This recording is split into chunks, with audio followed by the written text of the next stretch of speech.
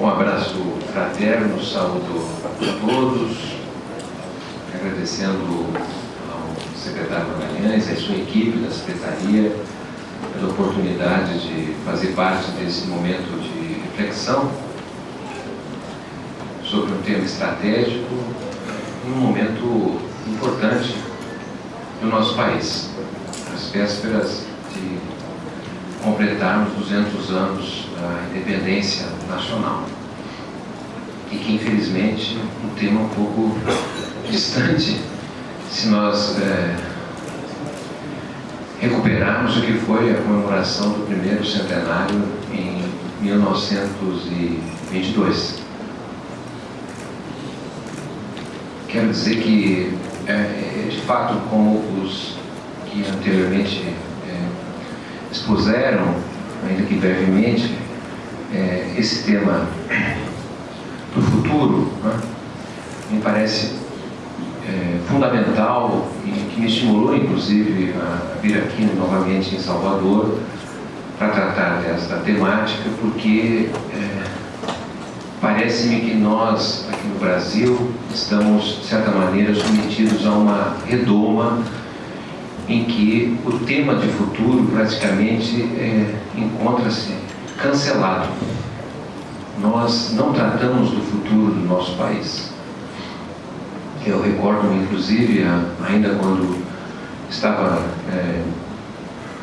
frequentando o curso de graduação, isso tem 40 anos atrás, no início dos anos 1980, era comum haver debates no Brasil acerca do que poderia vir a ser o nosso país, a nossa sociedade, 20 anos depois, na virada do século XX para o século XXI. O que seria o Brasil nos anos 2000?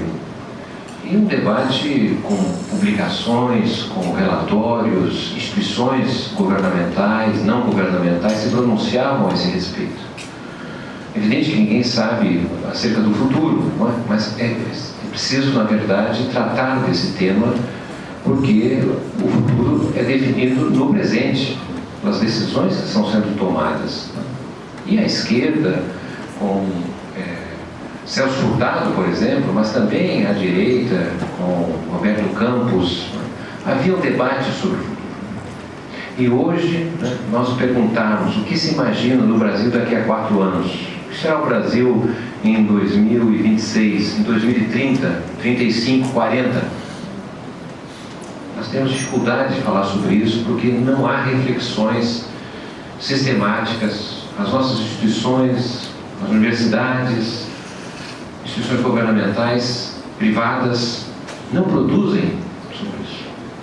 Nós, infelizmente, estamos submetidos a uma redoma que nos faz do país uma espécie de pronto-socorro, a gestão das emergências, do curtíssimo prazo.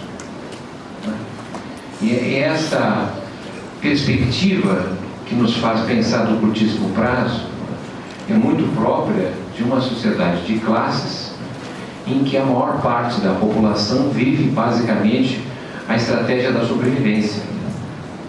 Se nós formos perguntar a alguém que está ao relento, dito morador de rua, o que ele imagina do Brasil daqui a um ano, ele talvez nos dirá que não tem a menor ideia porque ele está preocupado em saber se amanhã ele estará vivo, dado a emergência da alimentação, da falta de local para morar, dormir.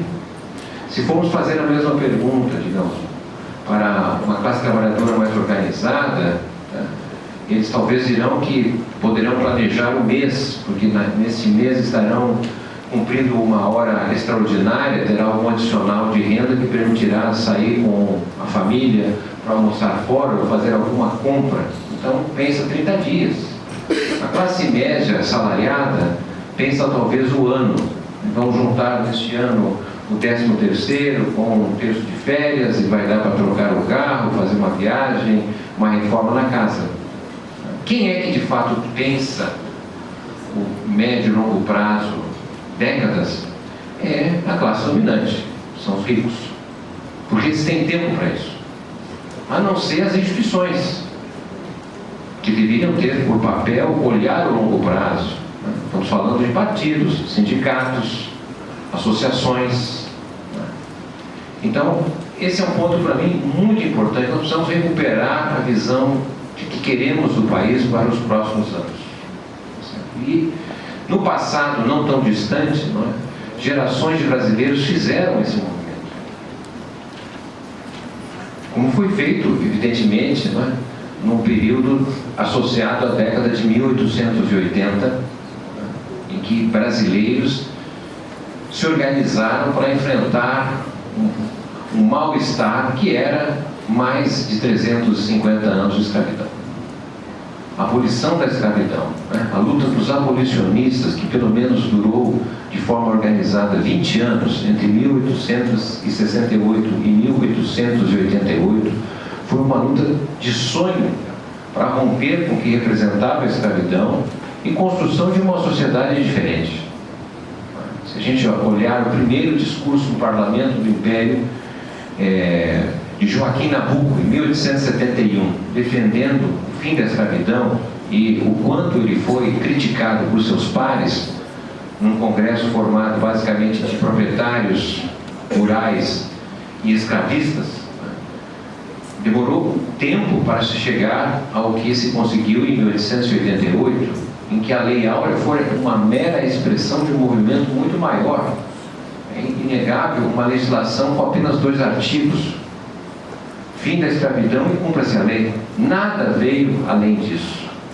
Não era esse o sonho dos abolicionistas, né? Joaquim Nabuco, novamente, Rui Barbosa, Castro Alves, entre outros brasileiros importantíssimos, não é? Que colocaram a sua vida em risco, né? Saíram da comunidade e fizeram um papel importantíssimo, que foi um enfrentamento na década de 1880 para não apenas abolir o trabalho escravo, mas na verdade construir uma sociedade que passava pela redistribuição da terra, para a construção de uma classe camponesa, né, de ex-escravos, miscigenados, que passava pela universalização do acesso à educação num país que a maior parte dos escravos não conhecia a língua portuguesa.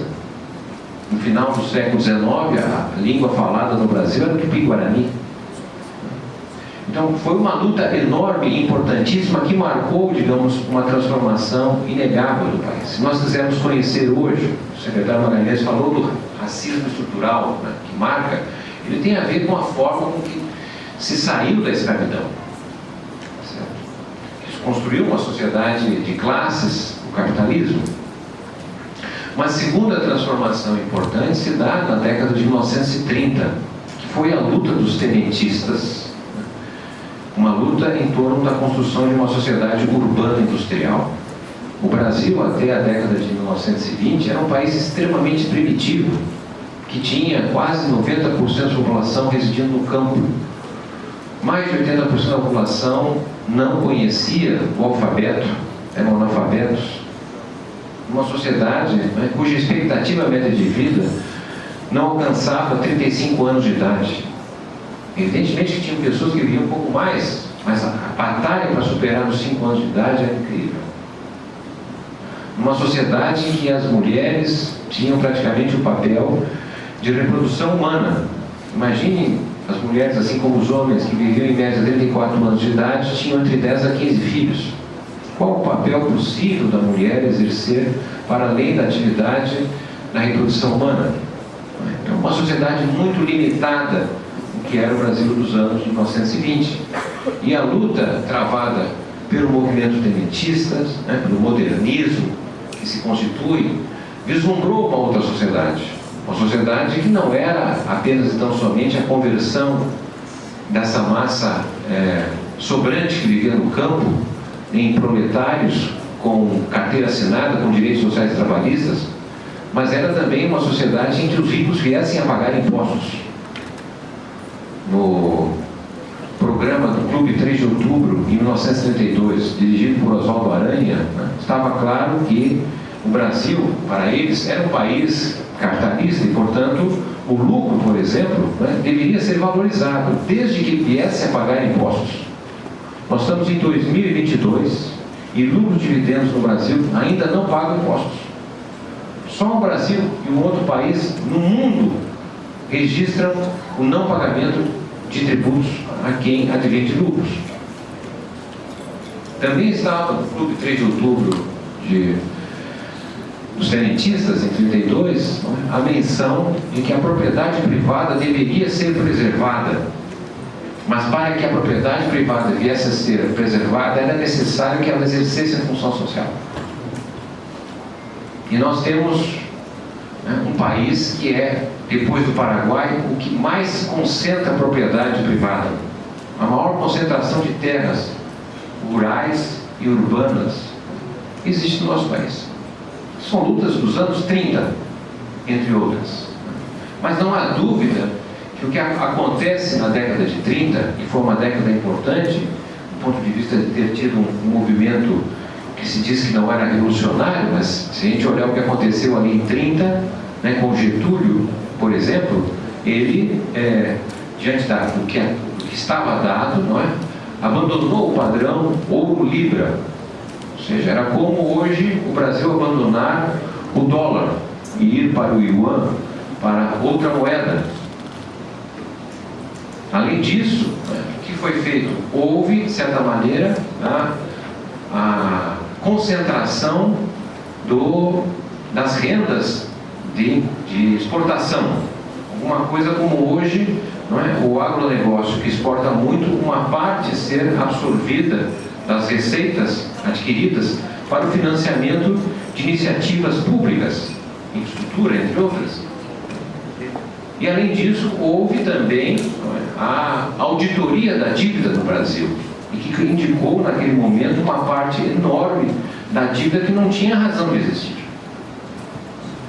Então, ações que, obviamente, tiveram uma repercussão. Nós tivemos a Contra-Revolução de 32, depois a chamada Intentona Comunista em 35, 37 o Estado Novo, ou seja, são épocas de mudanças no Brasil, e que tem idas e vindas.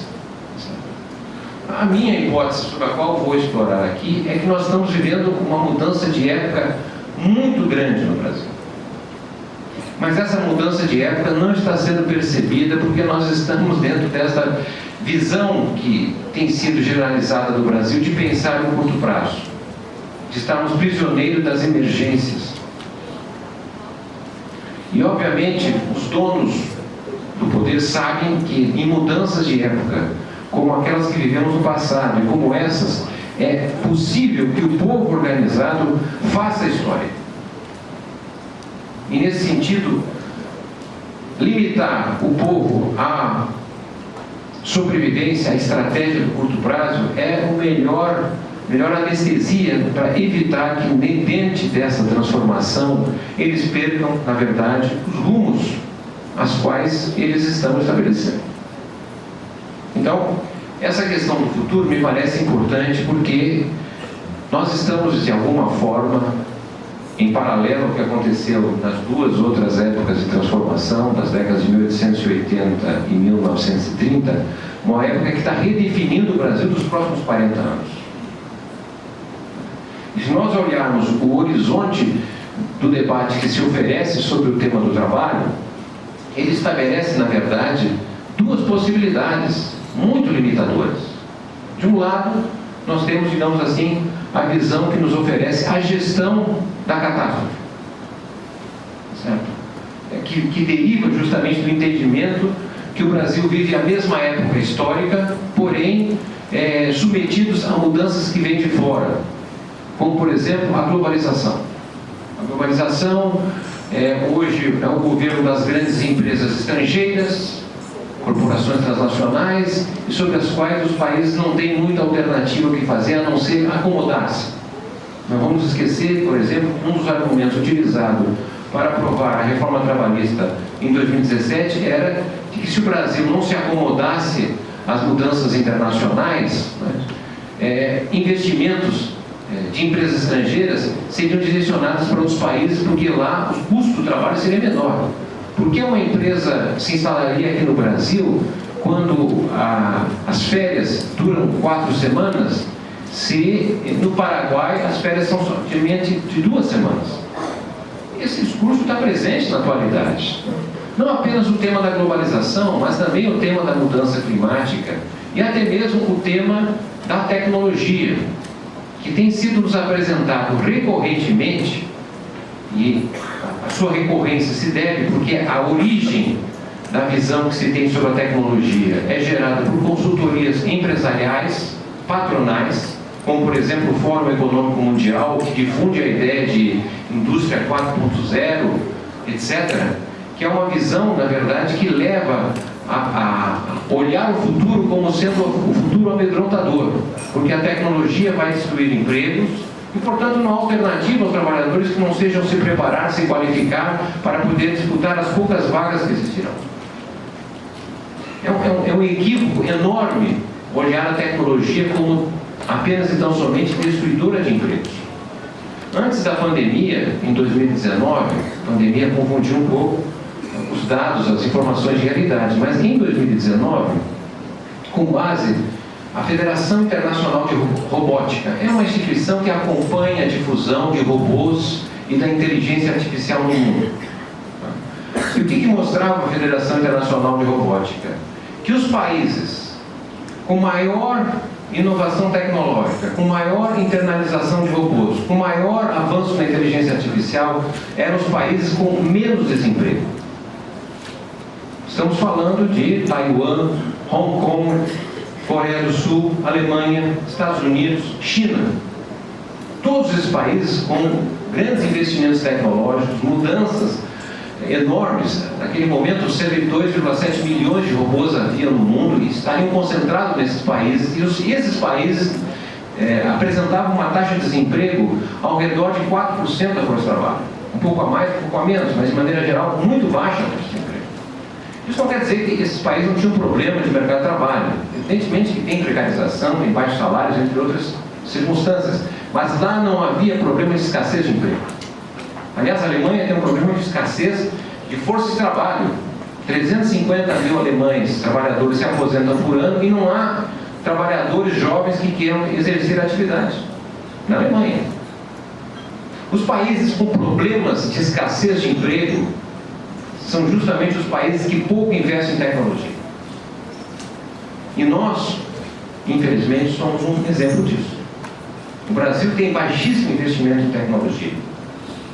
Nós já fomos, na década de 80, um país que produzia o que havia de mais avançado durante aquele momento. Por exemplo, produzíamos aqui internamente computadores. Éramos o país referência na produção de centrais telefônicas, naquela época avançada. Produzíamos e exportávamos automóveis. O Brasil tinha a 6ª maior indústria do mundo. Hoje é a 16ª indústria do mundo. A Toyota, que é a maior empresa montadora de veículos do mundo, em 1980, o valor da produção industrial no Brasil, toda a produção industrial, a indústria de transformação, todo o seu valor, comparado com o faturamento da Toyota, o faturamento da Toyota equivalia a 25% de todo o valor da produção do Brasil. Em 2020, o valor da produção da indústria brasileira equivaleu a 75% de todo o faturamento da Toyota. Uma única empresa tem um valor da produção maior do que toda a indústria do Brasil. Um dos setores que mais investem em tecnologia é o ramo financeiro, são os bancos. Os bancos brasileiros têm um investimento em inovação tecnológica, segurança, etc., bastante importante. E se nós olharmos nesse ramo apenas, veremos, na verdade, que ele foi um dos ramos que mais postos de trabalho criou, apesar de ter feito grandes investimentos tecnológicos. Mas houve, nesse sentido, uma mudança profunda na natureza do trabalho. Em 1988, por exemplo, o ramo financeiro envolvia a contratação de 1 milhão de trabalhadores no Brasil, sendo 850 mil desses trabalhadores contratados em regime assalariado de CLT, contratados diretamente pelos bancos, e cerca de 150 mil trabalhadores já terceirizados naquele momento, que era possível, pela legislação, os trabalhadores de segurança da agência, segurança patrimonial, e os trabalhadores de transporte de valores, os carros fortes, 150 mil. Em 2014, antes de começar toda também essa confusão que vivemos no Brasil, em 2014 o ramo financeiro tinha 1.800.000 postos de trabalho. Havia 80% a mais de trabalhadores no ramo financeiro. Só que, na verdade, contratados diretamente pelos bancos, eram 400 mil bancários. As atividades tradicionais de gerentes, escriturários, né? Mas, por outro lado, havia 1.400.000 trabalhadores do ramo financeiro, não mais contratados diretamente pelo banco, embora em atividades equivalentes ao ramo financeiro, como, por exemplo, os correspondentes bancários. Não sei se que chama agência lotérica. Eram 200 mil agências lotéricas em 2014. Cerca de 800 mil trabalhadores em atividades equivalentes aos bancos, aos bancários. Sem falar 120 mil trabalhadores consultores no ramo financeiro. Essas empresas como BTG, XP, têm consultores que são autônomos, que trabalham, na verdade, agregando valores de clientes em aplicações na própria empresa, embora não tenham relação assalariada. Então, essa mudança da natureza do trabalho, certo, ocorreu sem que tivéssemos acompanhada uma alteração na regulação, na forma de representação. Os sindicatos bancários até aumentaram o número de entidades nesse período de 1988 a 2014, mas ficaram concentrados na categoria tradicional. Isso poderia gastar mais tempo explicando outras categorias, como os trabalhadores do sistema de comunicação e telecomunicações. Haviam 56, antes da privatização, em 97, 56 mil trabalhadores no sistema Telebrás. Houve a privatização, reduziu para alguma coisa em torno de 21 trabalhadores em emprego direto. Só que esse setor, pela revolução informacional, passou a ter cerca de 600 mil trabalhadores, considerando, por exemplo, os trabalhadores de call center.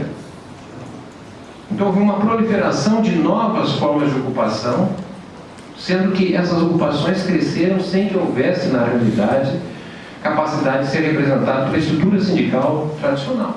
E ficaram de fora, do ponto de vista das negociações coletivas. Então, o que eu estou querendo chamar a atenção aqui é que há uma mudança substancial, tá certo? E que é fundamental que nós tenhamos consciência e que precisamos, na verdade, entender que não se trata da mesma sociedade permeada por mudanças que vêm de fora. Nós estamos, de fato, diante de uma mudança substancial da sociedade brasileira. E a base dessa mudança é o trabalho. Está se discutindo e se definindo o futuro do país. E o que nós temos em relação a essa questão? De um lado, temos aqueles que defendem o passado. É necessário, tá certo, colocar toda essa novidade dentro da caixinha do passado, das experiências do passado. Ou, de outro lado, tem aqueles que querem destruir tudo que existe, porque acham que, na verdade, é preciso das cinzas sair algo diferente. Então, esse embate, me parece, é um embate recorrente, é um embate que empobrece, de certa maneira, a riqueza pela qual as transformações vêm ocorrendo no Brasil. E para falar sobre essas transformações, eu acredito que tem que, na verdade, considerar pelo menos 3 elementos fundamentais, pensando o Brasil, o trabalho no Brasil. O primeiro elemento está relacionado a, talvez, a mudança mais importante dos últimos 500 anos, que diz respeito ao deslocamento do centro dinâmico do mundo, do Ocidente para o Oriente. É importante dizer isso porque nós, aqui no Brasil, somos produtos, de certa maneira, do que ocorreu há mais de 500 anos atrás.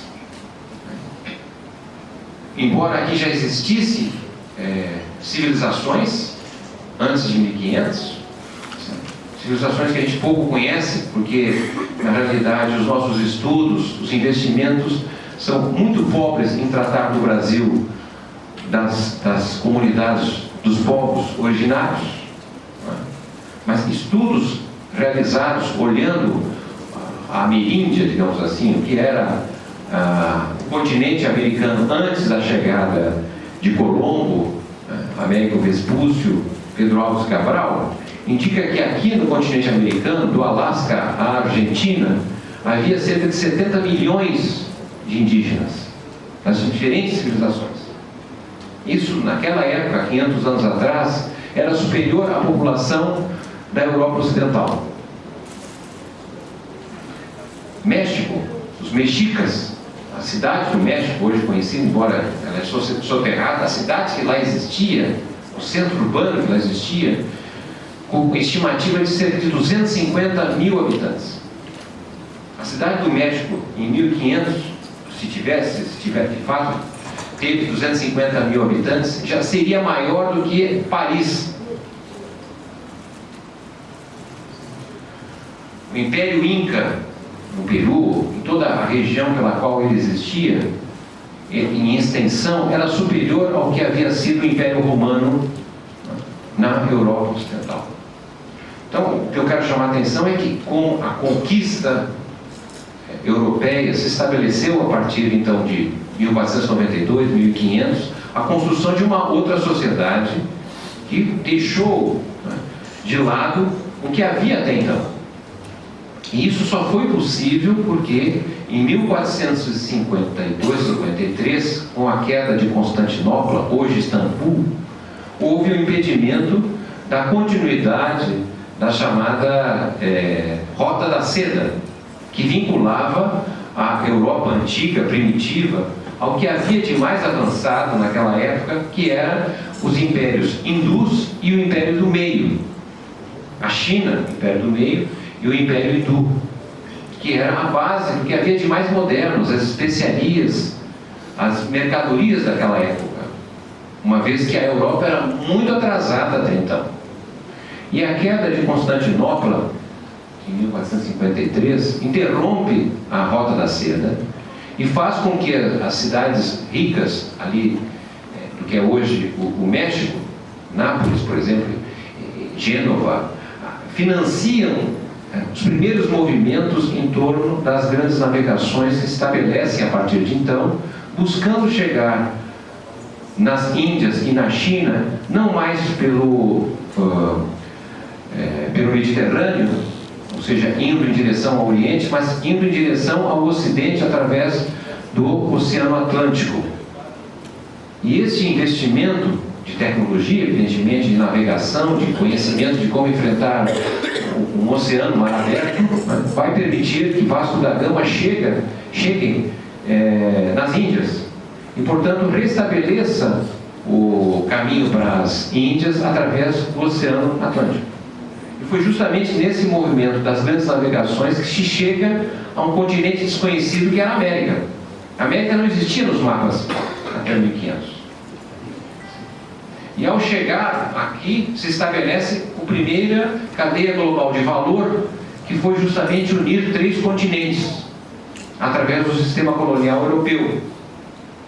Por 300 anos, se estabeleceu uma cadeia global de valor, que foi justamente juntar a mão de obra, os escravos da África, trazer para a América, se produzir mercadorias e levá-las para a Europa. E esse movimento foi fundamental para criar as bases pelas quais surgiu o capitalismo.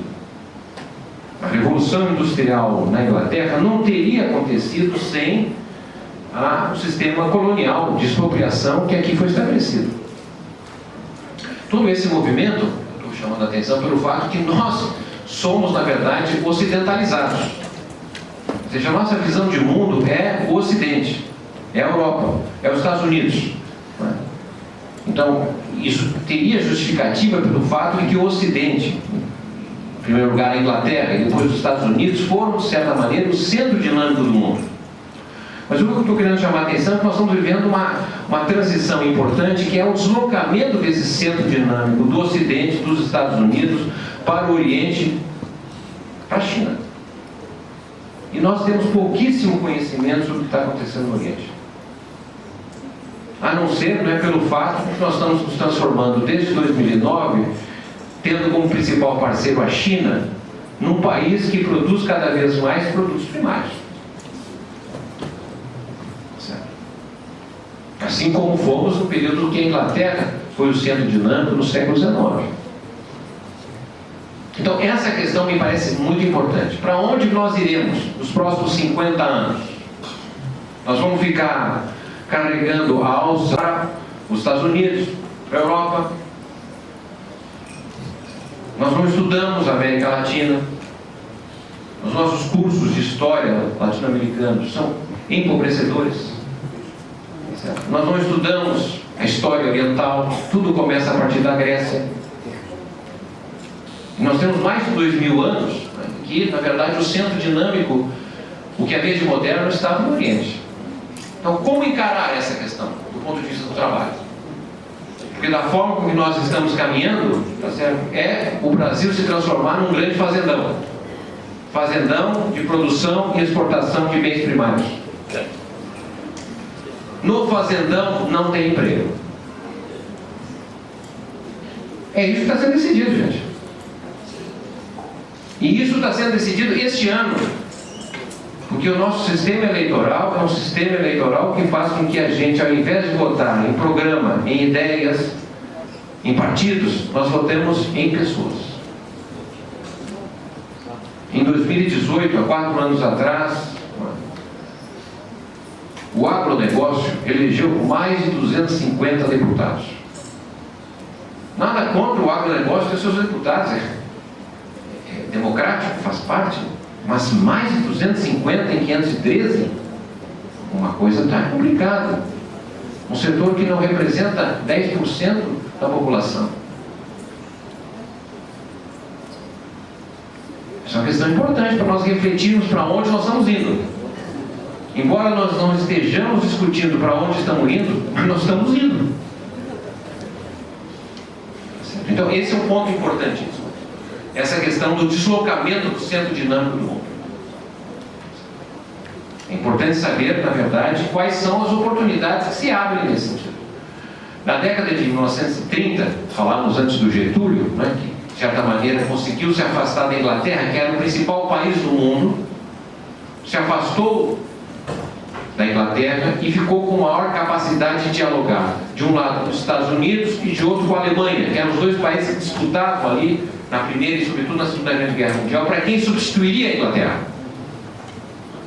Certo? E o Brasil ficou ali na década de 30 conversando, né? O governo do Getúlio era uma frente, tinha de comunistas a fascista, tinha Felinto Miller, que conversava com os alemães, achava o máximo, Oswaldo Aranha com os americanos, etc. E o Brasil conseguiu instalar, né, sua indústria de base a partir de um acordo que fez com Roosevelt em 1940, quando os Estados Unidos, já em guerra com a Alemanha, precisava, na verdade, de um local para abastecer as suas aeronaves que iam em direção à África. E o Brasil acordou com Roosevelt, oferecendo em Natal uma base aérea em que os americanos se instalaram. Nós compramos armamento dos americanos também, depois entramos na guerra, como sabemos, né? Mas em compensação, o Brasil passou a ter acesso à tecnologia para construir a sua primeira siderurgia, a Companhia Siderúrgica Nacional. Porque nós não tínhamos tecnologia e não tínhamos recursos para fazer o financiamento. E tem um recurso Ex-Bank americano. E isso nos permitiu construir a siderurgia. A siderurgia dos anos 40 é a internet nos dias de hoje. Sem siderurgia não tinha industrialização, não tinha cidades. E ali se constrói a Companhia Siderúrgica Nacional, né? Se constrói a Fábrica Nacional de Motores, a FNM, se constrói a Companhia Alcalis, que é a indústria química, a base da indústria química no Brasil, a Companhia Vale do Rio Doce. Certo? Isso aí foi uma batalha enorme para conseguir. Então esse é um ponto, eu acho que nós não podemos perder de vista, é saber que Brasil queremos no mundo que se desloca para o Oriente. Segundo ponto importante, me parece, é a questão do novo regime climático. Como pensar o trabalho na era do antropoceno? Certo? Porque é o regime climático que já estabeleceu, nós estamos diante de uma temperatura superior. Toda aquela conversa de desenvolvimento sustentável não deu em nada.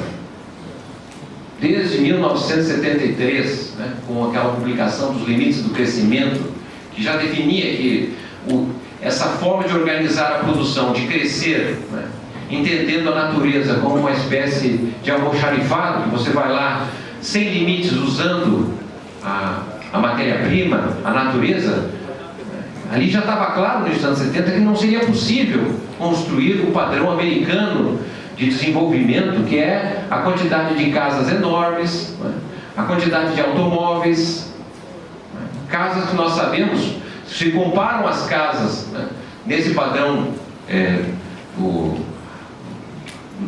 norte-americano, American Way of Life, são casas enormes, que são muito maiores do que eram as casas do século XIX. No século XIX as casas eram menores e tinham muito mais pessoas morando, tinham 10, 15 filhos em geral. Quando você compara o padrão de famílias, né, do século XX, são famílias em geral de 2 adultos, 2 ou 3 crianças, mas as casas cresceram. E por que as casas cresceram? Porque as casas se transformaram em verdadeiros depósitos de utensílios que nos dizem que a gente tem que ter para se diferenciar dos outros. Certo? Tem que ter o último celular da moda, uma quantidade de roupa que eu não vou usar, mas quem sabe um dia eu preciso usar, então estoque de roupa, calçados, utensílios outros, geladeiras, carros, chamado consumismo. Casas com menor número de membros. Então, essa questão ambiental, ela nos coloca que não é possível ao planeta todo mundo ter esse mesmo padrão. Não é possível o mundo todo consumir carne o dia todo. É possível alguns. A quantidade, está certo, de água que um animal precisa. Então, essa é uma questão que nós precisamos redefinir. Se a gente quer ter para todos, porque se é para poucos, tudo bem, fica o modelo que está aí. Nesse padrão climático, o antropoceno, que é o padrão gerado pela intervenção humana, é um padrão com 1 a 1,5 graus centígrados a mais. Que nos parece pouco do ponto de vista da temperatura, mas é uma alteração enorme do ponto de vista de chuvas, de degelo, de inundações, de epidemias.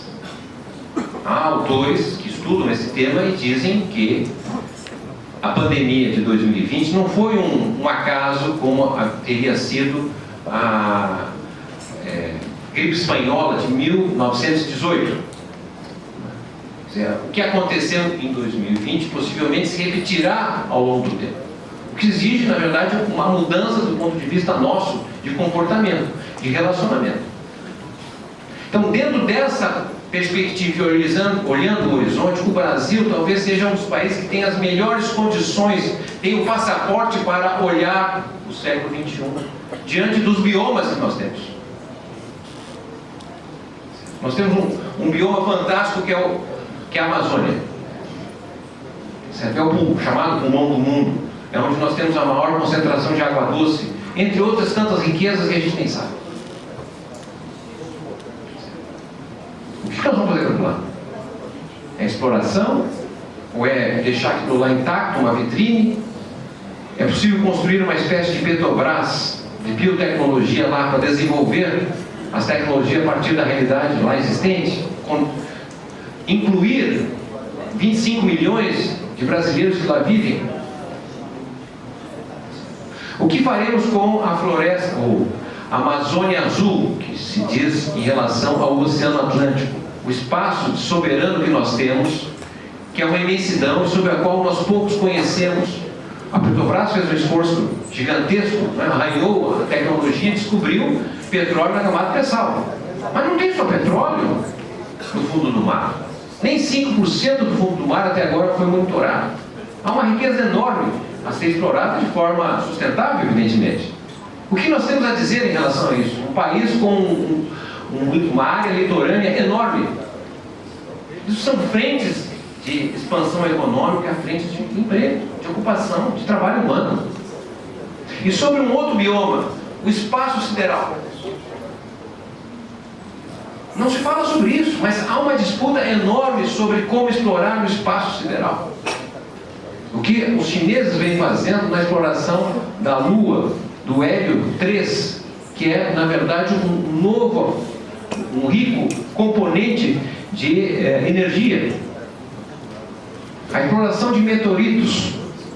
Está falando aqui daqui a 50 anos. Não, é o que está acontecendo. A exploração a partir dos satélites. Não sei se vocês já tiveram a oportunidade de olhar a quantidade de satélites que passam pelo nosso espaço. espaços que têm uma quantidade de satélites que não são produzidos no Brasil, embora nós tenhamos a melhor plataforma do mundo para lançamento de satélites estrangeiros, cujos negócios são operados nesses termos. Então, o que temos a dizer sobre esta questão referente aos biomas? O Brasil precisa se reindustrializar, não há dúvida em relação a isso, mas será o mesmo padrão anterior da industrialização do Sudeste, de São Paulo? Ou nós consideraremos os diferentes biomas, a realidade dos biomas, que são peculiares no Brasil, a diversidade biológica que nós temos? O que temos a dizer? Porque nós estamos falando de trabalho humano em relação a isso. Como organizaremos isso? No mesmo modelo de mercado? No modelo governamental? No modelo comunitário? No modelo solidário? Isso está em jogo. Isso está nas nossas mãos. E por fim, o terceiro elemento, além do tema da alteração, do deslocamento do centro dinâmico, além do novo regime climático, a nova era, a era digital.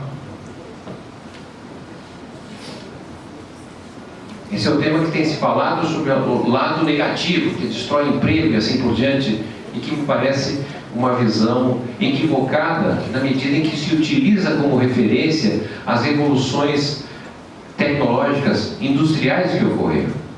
Não me parece que nós estamos vivendo uma revolução industrial.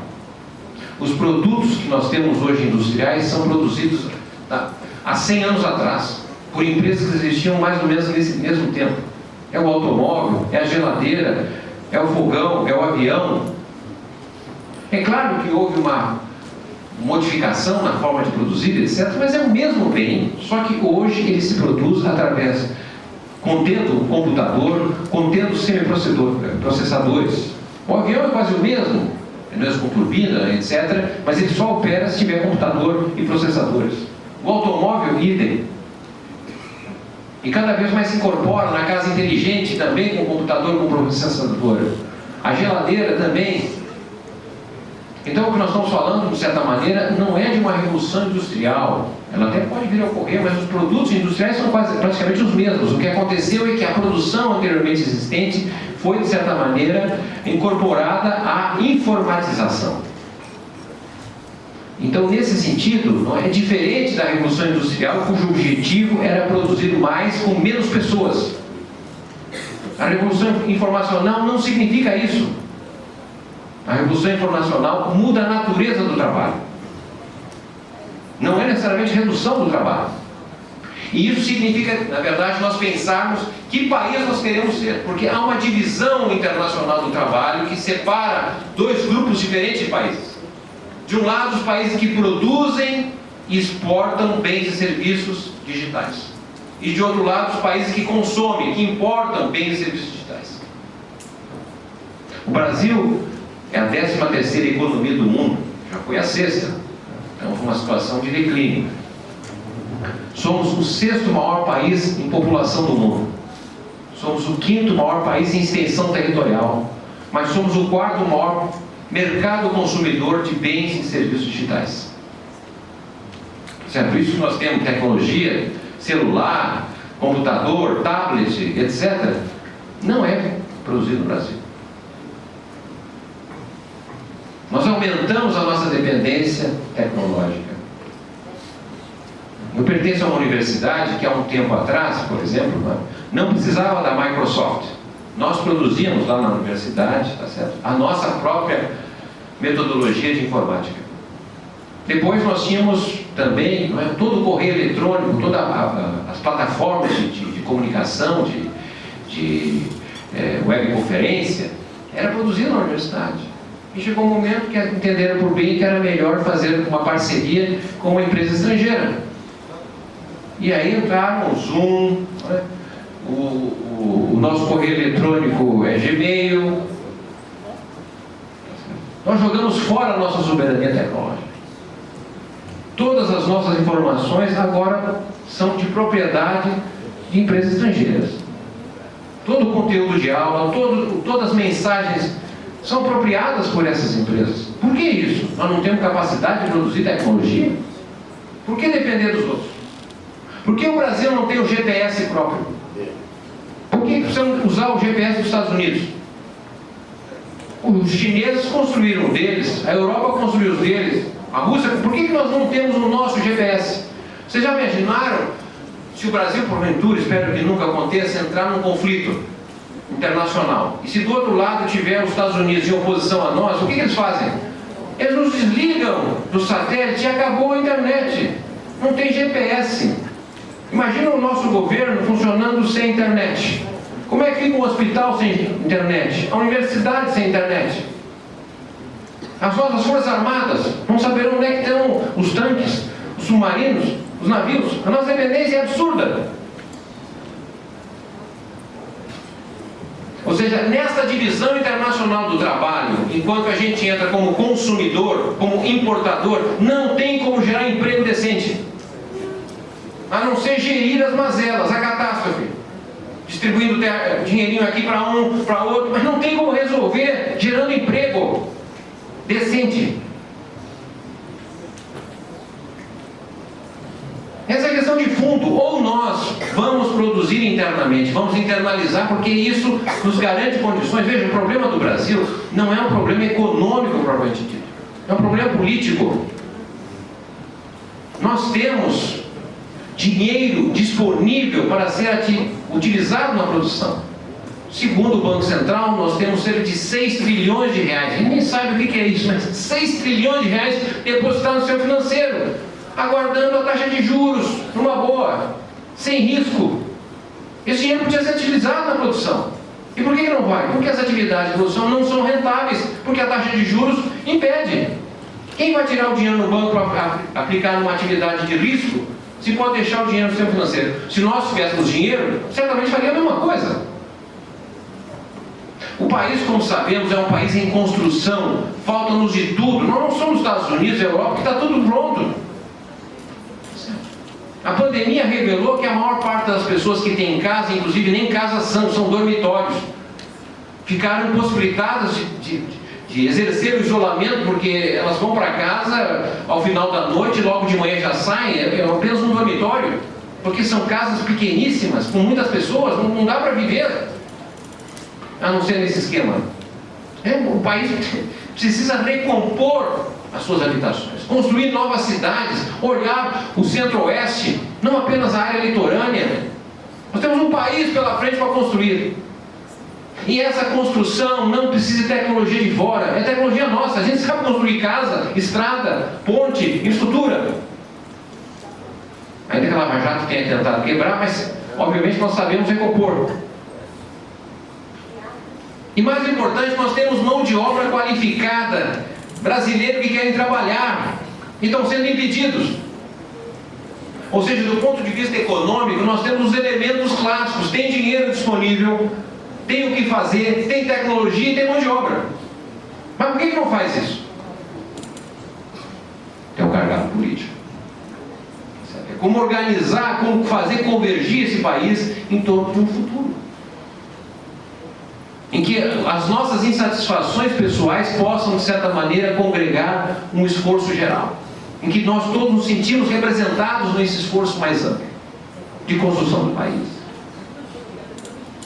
E sobretudo agora, né, nós estamos saindo da primeira fase da era digital. Como assim a primeira fase?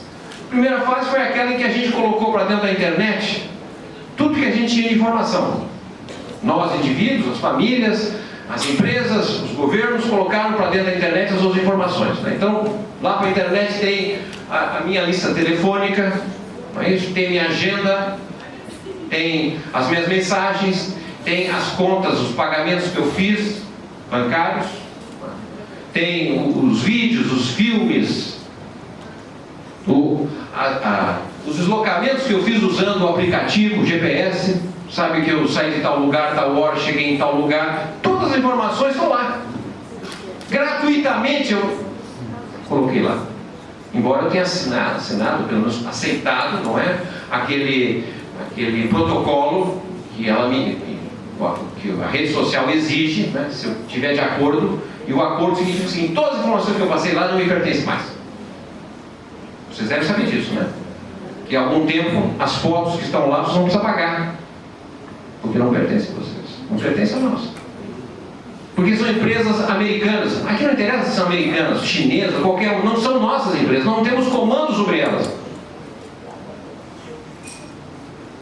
Então, estou querendo chamar a atenção que esta fase foi a fase que a gente foi colocando as nossas informações para dentro da internet. E todas essas informações passaram a ser, então, armazenadas, sistematizadas, organizadas, certo? E cada vez mais operadas por algoritmos.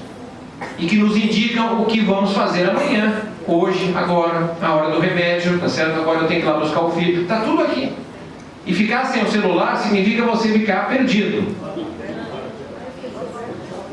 Então, nós colocamos para dentro da internet e perdemos a nossa soberania. Certo? Há um aplicativo hoje que é o senhor de escravos, porque nós nos tornamos escravos disso. Naturalmente fomos fazendo assim, porque não houve reflexão, discussão, o que está acontecendo, para onde é que nós vamos, por que está sendo feito isso. As coisas foram naturalizadas. Fazer encaminhamentos. Essa é a primeira fase sobre a qual nós já chegamos atrasados. Isso mudou radicalmente a nossa sociedade. Quando eu era ainda jovem, né, me lembro aí, como é que é a interação social, né? Para fazer amizade, para conhecer uma moça, enfim, eu ia numa festa, num baile, ficava lá nervoso com meus colegas se eu ia tirar aquela moça, se ela ia dançar ou não ia dançar, se porventura ela não aceitasse, meus amigos iam ficar gozando de mim. Havia uma sensação, uma preparação muito própria da interação pessoal. Como é que são hoje as relações? É pela internet, por aplicativo. Como é que se forma a opinião? Há 30, 40 anos atrás, a opinião era formada a partir da diversidade. Tinha os encontros de família, né? Encontro na casa da sogra, nem sei se era bom, mas fictícios encontros, final de semana, um montão de gente. E aí era possível ver a diversidade. Tinha aquele tio que tomava todos, que era chato, tinha o primo que tinha chegado de uma viagem. A diversidade nos daria elementos para formar a opinião.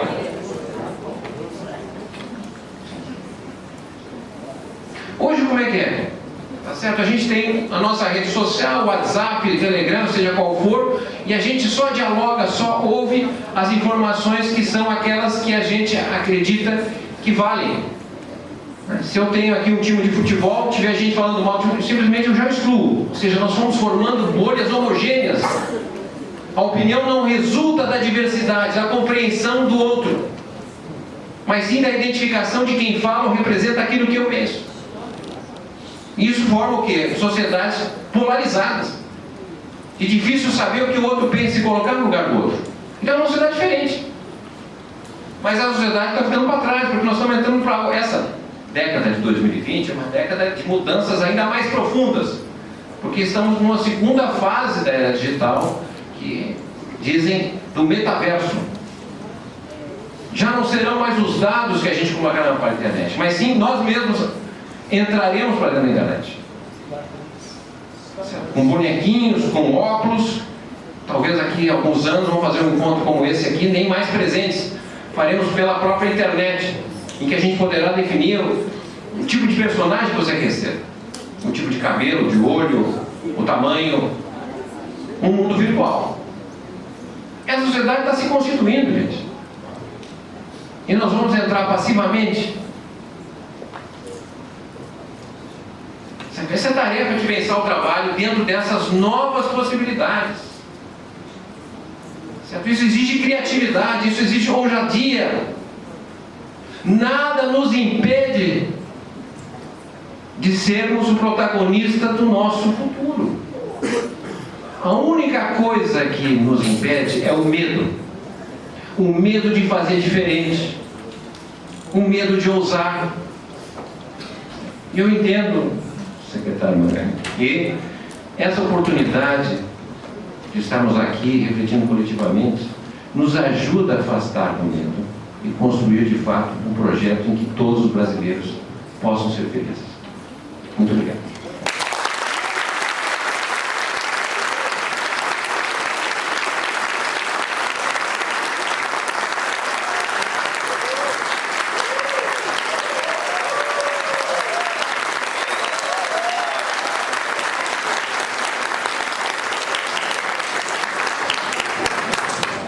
Agradecer aqui a palestra do professor Márcio e assim rapidamente pedir a Karine que nos ajude. Karine está presente? Ela está com o microfone.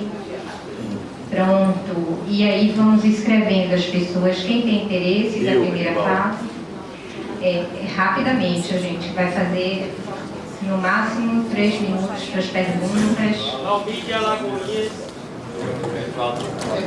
Mas tem aqui, ó, aqui na frente primeiro escrito. Olha, eu não vou descobrir absolutamente nada sobre o que o professor Vasco Postman colocou, tá? Porque o tempo não é suficiente. Eu queria ter mais tempo para a gente ficar aqui debatendo mais, mas não vai ser possível. Olha, primeira coisa, como contribuição, não é provocação, e sobre o tema exatamente do tema global, é que as nossas pautas tradicionais de indignação e reivindicação para o novo tratamento ao mundo do trabalho não são mais suficientes. Não podemos mais continuar só querendo recuperar o prejuízo. É um novo tempo, um tempo novo. Aliás, a vida nós aprendemos, a maioria daqui, e que uma grande parte é de militância política também, aprendemos, né, com base nos princípios dialéticos, de que a vida é movimento e transformação pura. Eu, nos meus 70 anos, continuo a acreditar e a botar meu cérebro para funcionar cada vez mais do que quando eu tinha 16 anos de idade. Me reconheço que eu estou irrequieto, mas irrequieto não com medo, irrequieto não com indignação simplista, né? Irrequieto não com raiva, não podemos. A indignação não pode ser expressão disso, tá? Márcio está nos colocando aqui coisas fenomenais, né? Nós precisamos, Márcio, eu acho que tem 3, na minha opinião, que eu repensado, tem 3 grandes questões que nós precisamos repensar, né, a chamada sociedade que nós queremos, que o mundo do trabalho está dentro dessa sociedade que nós queremos. Eu não acredito na possibilidade de nós trabalharmos uma nova situação, um novo Brasil, um novo mundo que nós não podemos deixar de pensar com o mundo que queremos. Não é possível, inclusive, no século XXI, cada vez mais se afirma um mundo globalizado. Eu acho que 3 questões são fundamentais. Você deu prioridade a algumas delas aí, passou em uma delas que eu vou falar. Eu não acredito mais na possibilidade de nós mudarmos o mundo, ser um novo modelo de educação no mundo. Um modelo de educação no mundo que passa por novos conteúdos curriculares.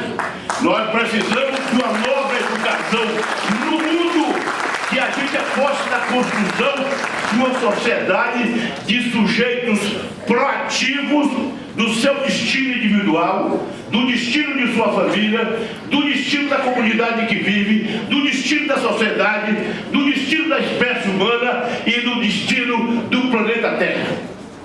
E a educação, para mim, é o carro-chefe condutor. Não dá mais para discutirmos a questão da economia desvinculada da educação. Não dá mais para a gente discutir a questão dos desafios do mundo do trabalho sem a questão da educação. E aí, meu companheiro Márcio, você que é uma pessoa de dentro da academia, ou a gente traz a academia do Brasil para dentro dos debates, dos desafios que estão postos para o presente, para o futuro da sociedade que queremos construir, ou eu não acredito. Então, 3 questões são importantes, 3 elementos, grandes elementos. A questão da política, sim, claro. Não existe possibilidade de discutir educação e só educação com mais oferta. Nós precisamos de mais oferta de educação, mas nós precisamos de uma nova educação para o século XXI, um dos séculos mais complexos da história da humanidade, que você pensou sobre várias questões dele. Então, a educação, a política e a economia. Não é possível, no tempo atual, nós discutirmos de forma seccionada esses grandes temas que são eles os responsáveis pelo mundo que nós somos, pelo Brasil que nós somos, e serão eles, sem dúvida alguma, os grandes instrumentos e ferramentas da gente construir um Brasil melhor e um mundo melhor para nós. Bom dia a todos e todas, quero ser bem objetivo. Eu me chamo Valmir, da unidade do CNI de Alagoinhas. quero parabenizar e agradecer à Secretaria do Trabalho, ao Governo do Estado da Bahia, nesse exato momento, principalmente com cada identidade pedagógica de cada município aqui presente, que sem sombra de dúvida, desde o surgimento do Cine Bahia, lá em 2007, não só tem o diagnóstico, mas também aqui é o carro-chefe da geração de emprego e renda e intermediação de mão de obra aqui do Estado da Bahia, e que nesse exato momento tem um compromisso e sela o mundo do trabalho com o povo baiano e com o povo brasileiro. Eu espero, professor Márcio, com sua belíssima exposição de história geral da humanidade, que eu possa passar de ano como um bom aluno, e esperamos que a gente possa continuar conduzindo a intermediação de mão de obra, porque a nossa luta é todo dia. Viva o mundo do trabalho, a educação e a democracia, e que amanhã, sem sombra de dúvida, a independência do Brasil na Bahia seja uma forma diretiva de transformar cada vez mais o nosso trabalho diário na Bahia, no Brasil e no mundo, sem perder a característica do povo brasileiro. Um forte abraço e viva aqueles que não vai se abnegar da luta e defesa do trabalho que nunca quis assim.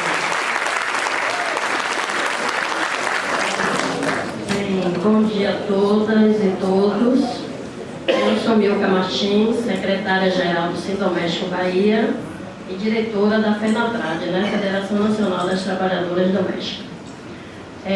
Vou me dirigir aqui à mesa, agradecendo por esses esclarecimentos, qual para nós, enquanto trabalhadora doméstica e trabalhador doméstico, essa era digital, doutor Márcio, foi muito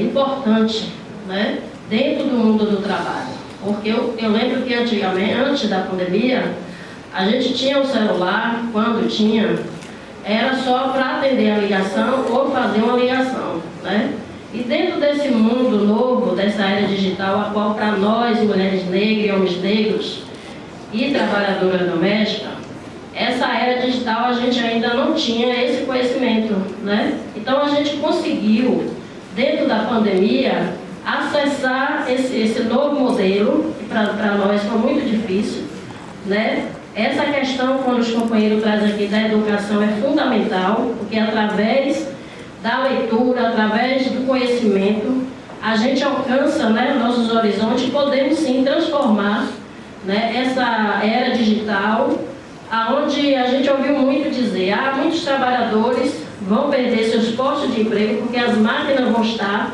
nos substituindo, E a gente percebe que se a gente, enquanto classe trabalhadoras, a gente não se empoderar, buscando esse conhecimento, a gente vai sim ficar para trás. Agora mesmo eu no elevador, tentando ver aqueles numerozinhos para poder a gente se conectar para chegar até aqui, ficou eu e ela sem saber porque estava em branco. Ou seja, até lendo a gente tem essa dificuldade de entender. Então, muito importante, agradeço aqui a oportunidade. Bom dia a todos e todas. Saudar a mesa, parabenizar pelo tema da palestra, um tema muito importante. Eu sou o professor Delcique Machado, sou professor da rede estadual, trabalho no Colégio Estadual Almirante Barroso há 23 anos. Hoje estou um dos diretores da PLB Sindicato, e falar depois do que o professor Márcio falou, realmente é chover no molhado, sinceramente. Eu já havia comentado aqui com minhas colegas, e eu vou dar aqui a minha sugestão para o secretário Daverson, para a organização desse evento, que o primeiro rapaz que falou justamente do que ia falar, da importância da educação. Eu só vou deixar aqui minha sugestão para o secretário fazer uma parceria com a CTB, com a PLB Sindicato, porque uma palestra dessa, secretário Daverson, não pode ficar fora das escolas. Eu trabalho hoje com o ensino médio e eu acho de extrema importância que os nossos jovens hoje possam tomar conhecimento de tudo que o professor Márcio falou aqui, porque nós realmente precisamos preparar a nossa juventude para esse novo mundo do trabalho e é de extrema importância que estejam na escola pública hoje, que essa palestra esteja hoje dentro das escolas públicas do nosso estado. Bom dia. Eu quero parabenizar o secretário junto com toda a equipe por essa palestra e eu gostaria de fazer uma pergunta ao secretário. A Bahia, no nosso país hoje nós temos quase 11 milhões de desempregados e no nosso estado os mais afetados são jovens, negros e mulheres. Quais ações tomadas pelo senhor para diminuição dessa situação? Desculpa, meu nome é Felipe, eu sou de Construção em Apuí. Quais as ações tomadas pelo senhor secretário, como nós, gestores de impostos, chefes de impostos, podemos diminuir e ajudar essas pessoas? Bom dia a todas e todos. Meu nome é Caliana, sou da Secretaria de Políticas para as Mulheres. E aqui eu queria acrescentar na fala do diretor. Sou pedagoga, psicopedagoga. Importante elencar essa questão da educação. Porque para a gente poder evoluir tecnicamente, tecnologicamente com esses alunos, é importante essa parceria com a CEP, que pudesse ampliar para dentro do ensino médio, porque a gente precisa de uma didática crítica e social dos conteúdos para que possamos desenvolver essas habilidades cognitivas desses jovens, para que a gente possa estar alcançando esse avanço tecnológico. Então, aqui é um complemento da fala do senhor diretor. Obrigada.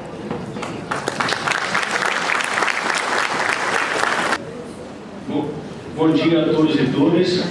Queria agradecer, Rosane, e o secretário Wilson Magalhães pela oportunidade de ouvir novamente o Dr. Márcio Postman.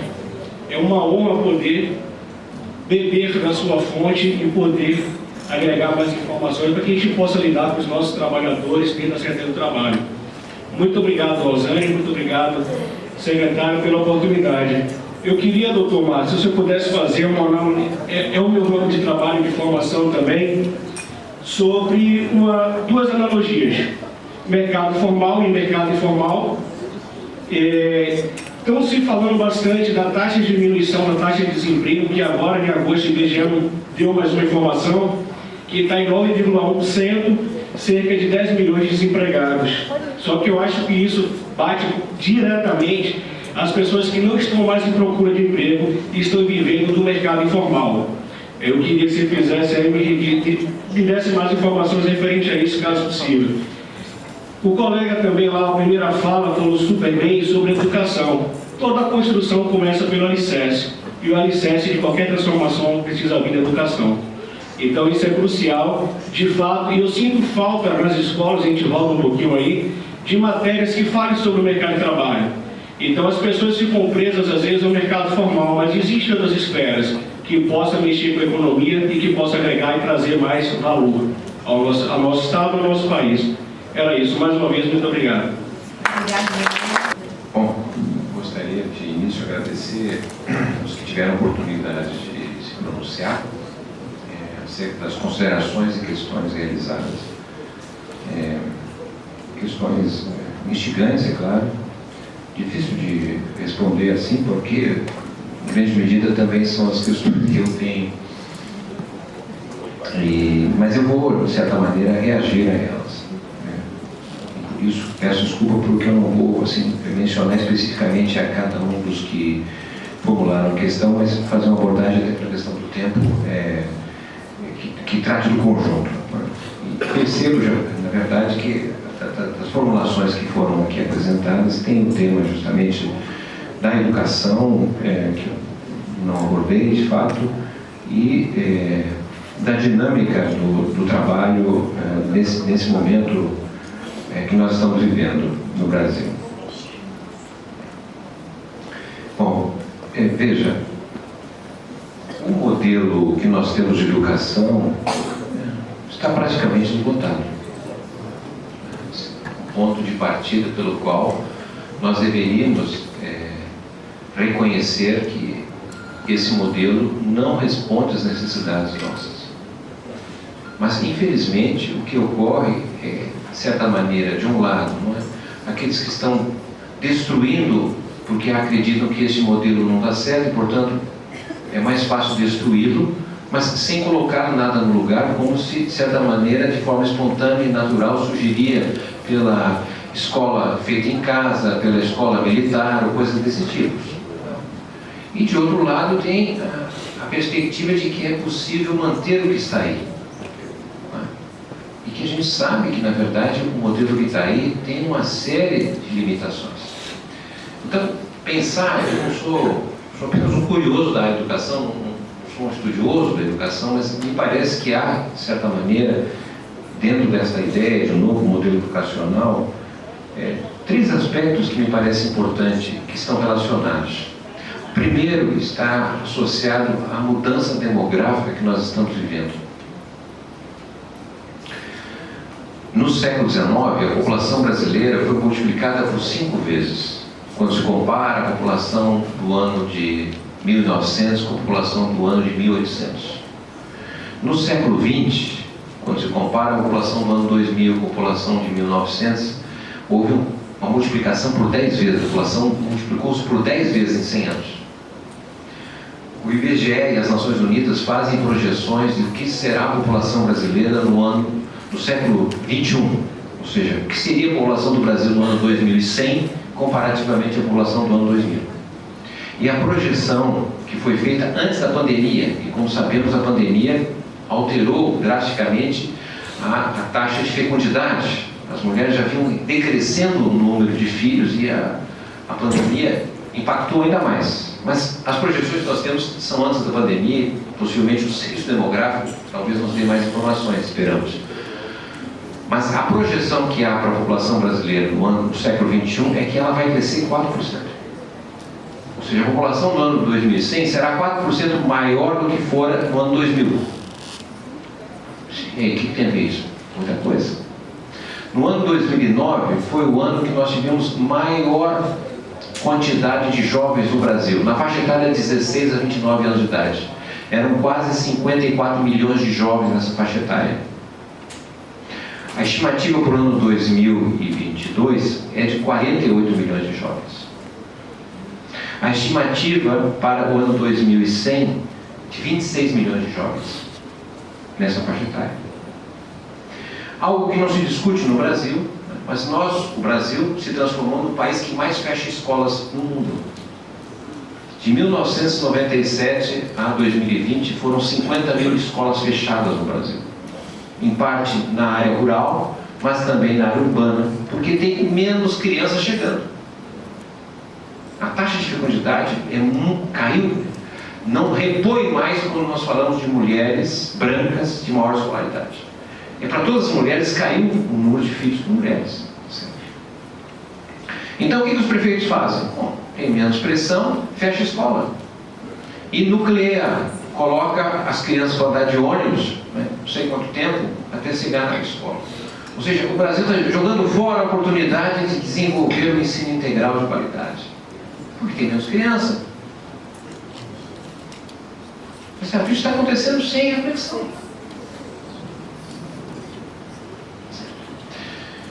Outro aspecto importante está relacionado ao fato de que, como está caindo a taxa de fecundidade, e ela cai mais rapidamente para mulheres brancas, nós vamos ter uma mudança na composição da população brasileira importantíssima. A estimativa é que por volta de 2040, ou seja, daqui a 18 anos, não é nada, nós teremos a mesma composição populacional do ponto de vista racial e étnico que tínhamos quando foi feito o primeiro censo demográfico em 1872.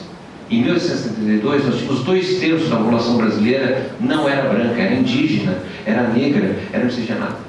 E lá é que emergiu a visão da elite, que é muito parecida com o que tem hoje, mas no século XIX, é o seguinte: o atraso brasileiro é porque a população é miscigenada, negra, raça inferior.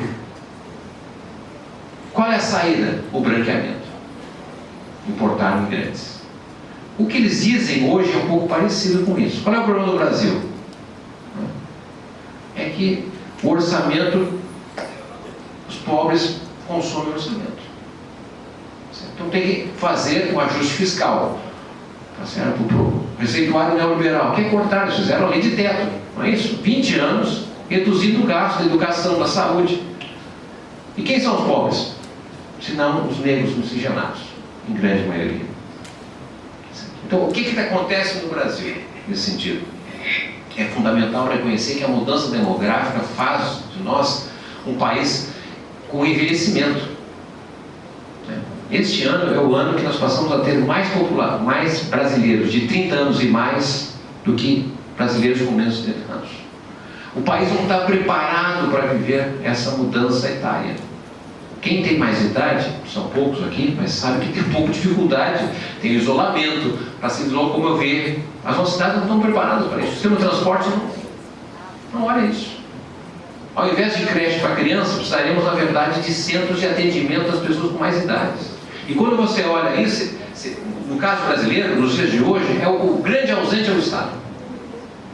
Ou tem privados, quem tem dinheiro vai ter, ou as famílias começam a colocar, depositar uma pessoa com mais idade na sua casa, sem condições para isso. Então, aí tem uma oportunidade de trabalho enorme. São os cuidadores, as mais diferentes formas de pessoas com mais idade. Mas como fazer isso num país em que as famílias não têm condições? Qual o papel do Estado?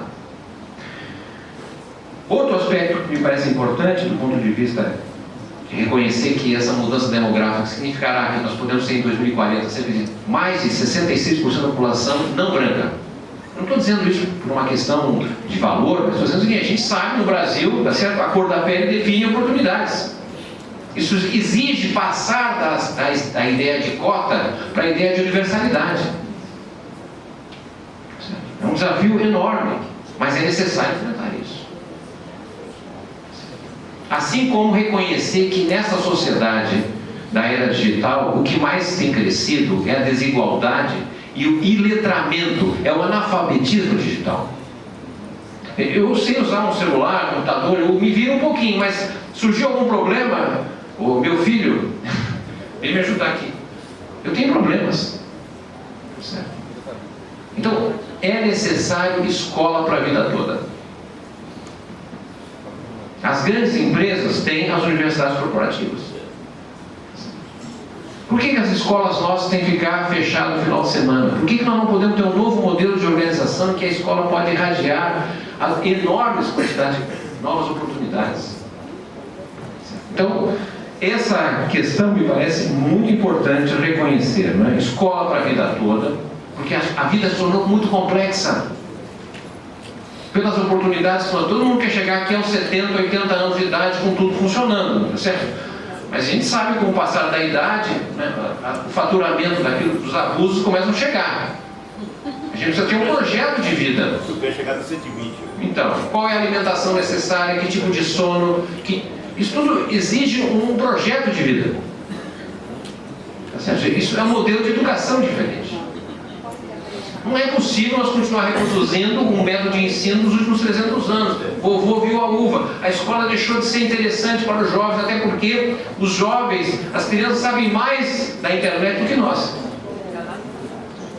Então precisamos reconhecer com muita humildade, né, que esse modelo educacional ele tem que estar, de certa maneira, conectado com a realidade das pessoas. Eu sou professor, então no tempo da pandemia, muita aula por Zoom, tá certo? O que acontecia com grande parte dos meus alunos? Eles não ligavam a câmera. Estava fazendo outra coisa? Talvez. Ou não ligava.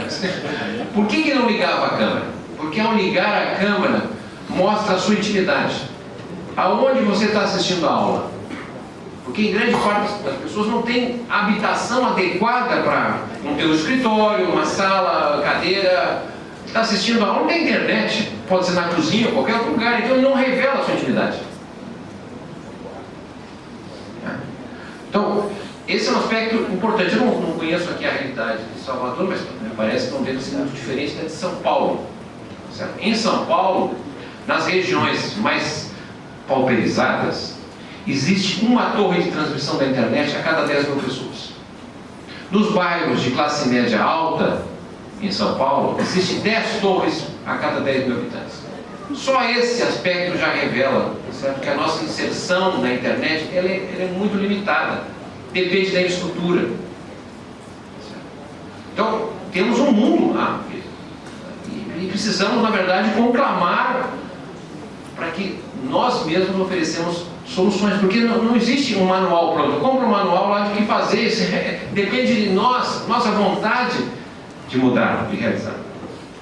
E por fim, o tema que foi trazido aqui do trabalho, olha, sinceramente, eu acredito que as pesquisas que nós temos hoje estão cada vez mais distantes de mostrar a realidade. Certo? Inclusive, gente que trabalha em setores mais especulativos, mercado financeiro, quase já nem usam as pesquisas tradicionais, usam fluxos de informação que são dados pelas contas, pelos gastos, cartão de crédito, coisas desse tipo. Então, o que a gente entende de trabalho, de ocupação, pertence a uma fase que está ficando para trás. Certo? Entre 1888, quando houve a abolição da escravatura, até 1989, a trajetória do assalariamento no Brasil foi crescente. E, sobretudo, a partir dos anos 30, vinculado à formalização. A proletarização que foi dada com a ideia da urbanização com carteira assinada. A carteira de trabalho era o direito social e trabalhista. Era a identidade de uma sociedade que passou quase 4 séculos definindo que o trabalho é algo horrível, que não deve ser exercido, porque a escravidão é isso. Isso não foi escravidão histórica. O movimento nosso foi de valorizar o trabalho nessa perspectiva. Tá certo? Mas o que acontece é que desde que o Brasil entrou na globalização de forma passiva e subordinada, etc., tá certo? O assalariamento perdeu o vigor. Então o que nós temos hoje é isso eu quero dizer que isso não é verdade, estou aqui trazendo elementos para reflexão, tá certo? Mas a impressão que eu tenho é que está havendo, na verdade, uma dissolução da relação salarial. O que é isso, dissolução? A relação salarial está deixando de ser central na vida das pessoas e assumindo uma outra relação, que é a relação débito e crédito. Como assim débito e crédito? Mais ou menos todos nós aqui sabemos quanto custa viver, cada um o seu padrão de vida. Quanto eu tenho que pagar de aluguel, quanto é que custa o transporte, alimentação, vestuário, etc. E eu sei que esse custo para viver é maior do que aquilo que eu ganho com o salário tradicional. E, portanto, eu vou fazer atividades complementares para buscar o crédito que permitir atender ao meu débito da vida. Então, o que nós temos? A difusão de trabalhos gerais. O cara... Há 30 anos, perguntava, o que você faz na vida? Eu trabalho numa fábrica. Que fábrica? Metalúrgica. Então você é um metalúrgico. Você tem identidade, você pertence à categoria, você tem um sindicato, você tem identidade e pertencimento no que você faz. Você pergunta hoje a alguém que está nesses serviços gerais, trabalha transportando pessoas, o que você faz? Eu trabalho 10 horas transportando pessoas, tá certo? Mas o que eu ganho não é suficiente, então à noite eu trabalho como segurança, final de semana eu ajudo a vender produtos de embelezamento, ou seja, eu faço qualquer coisa para viver. Eu posso ser encanador, segurança, passador de cachorro, piscineiro, qualquer coisa. Mas então o que você é? Qualquer coisa. Esse trabalho não lhe dá identidade, não lhe dá pertencimento. Então, esta é a relação débito e crédito. Hoje de manhã, antes de vir para cá, eu estava conversando com uma amiga que trabalha no IBGE, ela dizendo o seguinte, um dos problemas que o IBGE está tendo, por exemplo, na contratação de pesquisadores, dos licenciadores, é que o IBGE paga o licenciador por mês. E o que acontece é que essas pessoas que estão, não todas, mas uma parte que estão fazendo o censo, não tem condições de esperar 30 dias para receber o salário. Então elas abandonam o censo e vão trabalhar nas plataformas que pagam por semana. Tá certo? Eu estou querendo chamar a atenção que essa relação é uma relação que está naturalmente acontecendo em função das emergências do país. Tá certo? Então, nessas emergências, o que nós vamos fazer? É claro que, como em qualquer lugar, o pronto-socorro é fundamental. O pronto-socorro tem que estar ali para atender o esfaqueamento, o atropelamento. Mas o sistema de saúde não funciona só com pronto-socorro. Ele precisa de um complexo maior. Então, nós precisamos pensar a curto prazo, atuar no curto prazo, mas qual é a estratégia que nos indique caminhar para frente? Certo? Acho que esse é o ponto, a contribuição que todos que estão em torno do tema do trabalho e as suas diferentes dimensões precisam juntar forças. Tá certo? O Brasil pode ser muito melhor e maior do que é. Está nas nossas mãos. Certo? Ninguém vai fazer por nós o que a gente precisa fazer. E se as outras gerações, num passado muito mais difícil, imaginemos que nós estivéssemos na década de 1880, lutando contra a escravidão, Como mobilizar os escravos que estavam presos nas fazendas, nem a língua falavam, como mobilizar eles? Pois aqueles brasileiros que viveram fizeram isso. Ou na década de 30, tenentistas falando, defender um país urbano, industrial, escola, voto secreto, voto da mulher. Quando o país estava fragmentado, as pessoas morando no campo. Gente, hoje não tem nada que nos impede de mudar. Nós não somos proibidos de falar, de conversar com as pessoas. Nesse sentido é muito mais fácil. Diz, não, mas tem essa direita, extrema-direita. Extrema-direita tinha lá na década de 30. Em 1935, tá certo? O Brasil tinha um partido nazista aqui. E segundo o Ministério das Relações Exteriores... Agora atualmente. Agora lá, Plínio Salgado está sendo fascismo brasileiro. Não é isso que está aí. Não, mas o Plínio Salgado não era nazista, era integralista, era fascista. Mas estou dizendo, segundo o Ministério de Relações Internacionais do nazismo, o segundo maior partido nazista, primeiro a Alemanha, segundo no Brasil. E tinha também, não é, o Plínio Salgado, o partido integralista. 1.300.000 filiados, quando a população brasileira é 35 milhões. Então a direita também estava organizada. E houve um enfrentamento. Tá certo? O enfrentamento faz parte de escolhas. Eles sabem que precisam disputar o sentido da mudança. Nós precisamos também ter clareza sobre isso. Temos um papel estratégico. Todas as gerações que vivem esse momento, tá certo, estão vivendo um momento especial que muitos brasileiros gostariam de ter vivido para poder mudar o país. Nós podemos fazer isso. Está nas nossas mãos. Obrigado.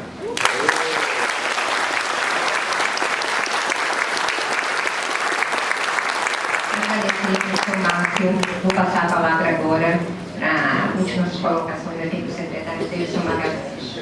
Quero agradecer, Márcio, por essas reflexões e essa contribuição. Esse debate extremamente apropriado no momento que nós estamos vivendo.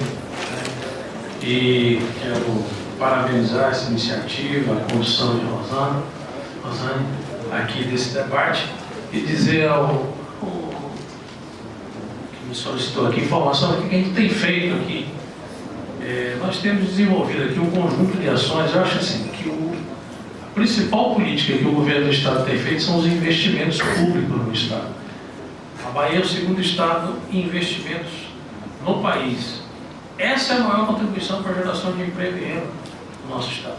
No momento em que a economia é fragilizada, a construção de escolas, o investimento que está sendo feito pelo governo do Estado tem sido investimento fundamental para manter a economia baiana funcionando. Claro que nós temos políticas específicas. Agora mesmo nós lançamos o Qualifica Bahia, 417 municípios do estado estão com curso de qualificação. Nós temos a política de microcrédito, que é através do Crédito Bahia, que está em mais de 200 municípios e desenvolvendo uma ação importante.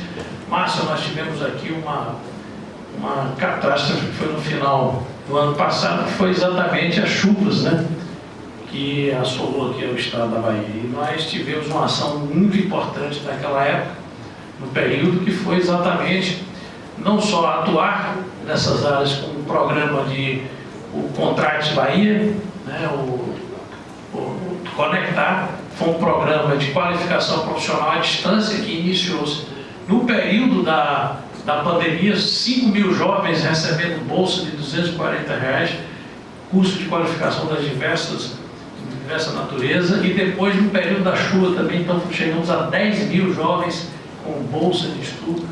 Então são algumas iniciativas, e nós temos uma iniciativa especial, a característica do mundo do trabalho aqui no estado e no país, que é essa economia popular. Nós temos 15 centros de economia solidária, e esse Centro de Economia Solidária dá exatamente acompanhamento técnico e profissional aos empreendimentos de economia solidária, de economia popular, nos 27 territórios. Nós temos 15, já presente em 15, mais de 15 territórios, porque esse Centro de Economia Solidária termina atuando em mais de um território de identidade. Então, são algumas das iniciativas. Mas quando eu adentrei aqui, perguntaram ali, sim, isso, eu disse, nós estamos enxugando gelo. Nós estamos enxugando gelo. Porque, no fundo, uma política macroeconômica, o processo de desindustrialização que a Bahia e o Brasil estão vivendo. Se nós não tivermos um projeto de nova inserção, que o professor Márcio muito bem levantou aqui, se nós não pensarmos o futuro e no curto prazo, não vai resolver. Acho que esse é o grande desafio. O desafio de alguns brasileiros que romperam o Brasil de uma grande fazenda de café e transformaram o Brasil, chegou a ser o país que mais crescia nas taxas, em taxas de crescimento do PIB no mundo, né, de 1940 até 1980. Aliás, em 80, no Brasil, as exportações de manufaturados brasileiros eram maiores do que a da China, Taiwan e Coreia juntos. E nós nos transformamos, e aliás veio aqui naquele período uma comitiva da China popular estudar o que estava acontecendo no Brasil. Eles aprenderam com o nosso exemplo e nós desaprendemos desse processo. Esse é o que é o grande desafio agora, voltarmos a aprender o que está dando certo. Inclusive aqui, até a política aqui do primeiro emprego que o governo do Estado utiliza, bolsa de estágio, que são iniciativas importantes, que inclusive abrem espaço dentro da própria inserção do setor público baiano. Não é mais o QI, quem indicou. O processo de entrada aqui no primeiro emprego vem exatamente de estudantes do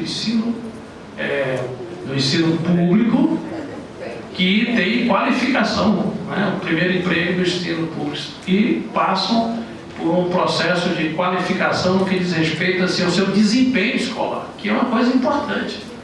Aí sim é um processo de meritocracia que é aberto dentro de um determinado público. Então são algumas iniciativas, mas como eu digo, nós precisamos sonhar grande para não agir no curto prazo e morrermos no curto prazo. Não é que no longo prazo todos estaremos mortos, mas se não fizermos nada no curto prazo, pensando no longo prazo não estaremos num país, estaremos numa colônia de volta. E amanhã, que é o nosso 7 de setembro, que não é o 7 de setembro de que alguns imaginam esses gritos na rua, mas que é o grito que foi dado e que foi conquistado com muita luta do nosso povo, e esse processo de emancipação tem que continuar. Portanto, muito obrigado, professor Márcio, muito obrigado a todos. De tarde, nós temos uma programação aí com 2 painéis para participarem hoje. Muito obrigado.